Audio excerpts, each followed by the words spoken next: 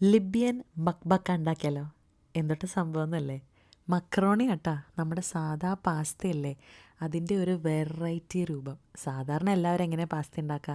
Pasta വേറെ വെള്ളത്തിലിട്ട് വേവിക്കും, ഇപ്പുറത്ത് കുറേ സോസസ് മസാല വകേറെ സാധനങ്ങൾ ഉണ്ടാക്കും. എന്നിട്ട് ആ പാസ്ത എടുത്തിട്ട് ഇതിൻ്റെ ഉള്ളിലിട്ടിട്ട് ഇതിങ്ങനെ ഇളക്കി സെറ്റ് ചെയ്യും. ഇത് കംപ്ലീറ്റ്ലി ഡിഫറെൻ്റ് ആണ്. ഇത് ഒരു അറബിക് ഡിഷാണ്. ഇതിൻ്റെ ഉത്ഭവം അങ്ങ് ദുഫൈലല്ല, ലിബിയയിലാണ്. ഞാൻ ലിബിയയിലായിരുന്നു കേട്ടോ പണ്ട്. അപ്പം എൻ്റെ അപ്പച്ചൻ എൻ്റെ അമ്മച്ചീനെ ആദ്യം പഠിപ്പിച്ചൊരു സംഭവമാണ് ഈ ഒരു മക്രോണി.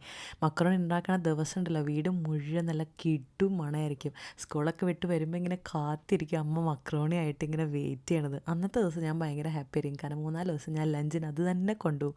അത്രയും ഫേവറേറ്റാണ് ഞങ്ങളുടെ മക്രോണി.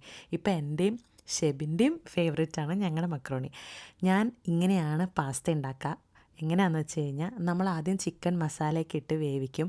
എസ്പെഷ്യലി നോട്ട് ചെയ്യേണ്ട 2-3 കാര്യങ്ങൾ: നമ്മൾ യൂസ് ചെയ്യേണ്ട ഓയിൽ ഇസ് ഒലിവ് ഓയിൽ. പിന്നെ നമ്മളിതിൽ ടൊമാറ്റോ പേസ്റ്റ് യൂസ് ചെയ്യണം. പ്യൂരി അല്ല, പേസ്റ്റ്. ടൊമാറ്റോ പേസ്റ്റ് തന്നെ കടയിൽ നിന്ന് പോയി വാങ്ങി നമ്മൾ യൂസ് ചെയ്യണം.